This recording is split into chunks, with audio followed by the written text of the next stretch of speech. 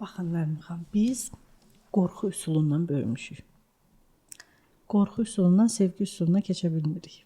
Bu dəqiqə cəmiyyətdə əziyyət çəkirik. Biz qorxu ilə idarə olunmuşuq deyənə. Düşünürük ki, uşağı da illah da qorxu ilə nəzarətdə saxlamalıyıq. Buna keçid etmək valideynin özü üçün bir təkamülдür deyərdim. Əlbəttə ki, əlbəttə. Bunun özü böyük bir təkamüldür. Amma övladımızın da bizim kimi olmasını istəmirik. O zaman nə etməliyik? Öz üzərimizdə işləməliyik. Biz dəyişdikcə bizim ətrafımız dəyişir. Övladımız da o ətrafın başındadır, içindədir, belə deyək.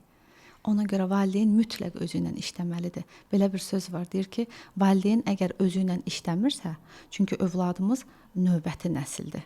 Hətta yaş fərqi çox olan valideynlər var ki, 30 üstəgəl övladı ilə yaş fərqi olan valideynlər. Yəni siz təsəvvür edirsiniz, nə boyda, nə qədər böyük bir fərq var. Genetik dəyişikliklər, epigenetik dəyişikliklər və s. və ilaxır. Nə qədər böyük bir dəyişiklik var. Artıq burada valideyn öz üzərində işləməsə, yəni ayaqlaşmasa müəyyən mövzularda, mən demirəm keçmişdən tamam qopmaq. Xeyr, bizim mentalitetimizin də gözəl tərəfləri var, çox gözəl. Bizim xalqımızın çox gözəl ənənələri var. Mən bunlardan qopmaqdan danışmıram. Onların ən gözəl cəhətlərini özümüzdə saxlayaraq, övladlarımıza onları gözəl sevgi ilə, onları sayaraq, sevərək, hörmətlə, düzgün üslubla. İnanın ki, bizdən boyca kiçik övladımıza biz əyilib onun əlindən tutub gözünə baxıb danışanda dediyimiz sözlə ucadan və əmiranə belə danışığımız eyni effekt vermir. Hətta o da sevgidir. Əlbəttə o da sevgidir. Çünki biz təkcə bədəndən ibarət deyilik axı. Biz enerjidən ibarətik, biz ruhdan ibarətik. Doğru. Bəli, ona görə onda bizi tam olaraq hiss eləyir. Əlbəttə. Deməli, əmirdənsə, qorxu frekansındansa sevgi frekansını seçir. Əlbəttə. Qorxu nədir, Aytən xanım? Laf əvvələ qayıtsaq. Qorxu nədir ümumiyyətlə? Qorxu bir manipulyasiya növüdür də əslində. Qorxu ilə belə bir kukla kimi ona eləsən bu olacaq, bunu eləsən olacaq. Qorxudaraq bir şey elətdirmək insana, hər hansı bir addıma təşviq etmək. Fərqi yoxdur, bu övladımızdır, işçimizdir, rəfiqəmizdir və s.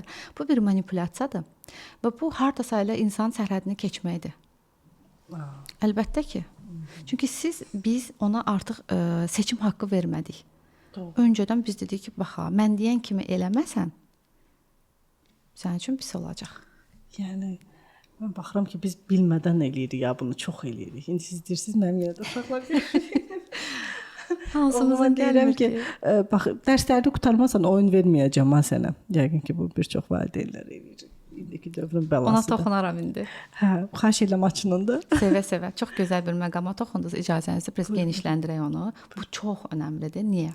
Çünki biz dediyim kimi yenə qəliblərə qayıtsaq, əgər biz elə davransaq övladlarımıza, qızım, dərsləri elə filan vaxta qədər, yenə də deyirəm, bu valideynin eləməli olduğu o müəyyən bizim hüdudlar var, müəyyən qaydalar var. Mən ondan çıxaq demirəm. Əlbəttə valideyn nəyisə icazə verməyə də bilər, vaxt da qoya bilər. Çünki uşaqlar da eyni deyil axı hamısı. Bununla da gəlin də razılaşaq.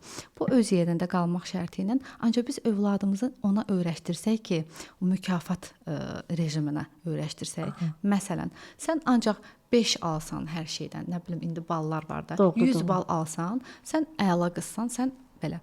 Valideyn var, övladı gəlir, hər birisindən, bütün fənlərdən gözəl qiymətlər alıb, özünü aparmağa çox gözəl. Ayın müəyyən bir, məsələn, bir həftəsi uşaq xəstələnib, hansısa fəndən axsayıb.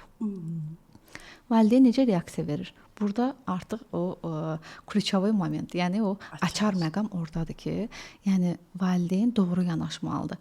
Sən birinci uşağın müsbət tərəflərini də orada işıqlandıraq, necə gözəl olardı ki, mən bilirəm sən əlindən gələni eləmisən, mən bunu çox dəyərləndirirəm.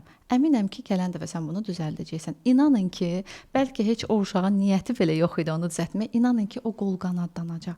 Niyə? Çünki o gözünü valideynin gözünə dikib. Doğru. Bəli. Onların qanadı bizik. Hələ ki. Mən sizlə razıyam. Baxın, mən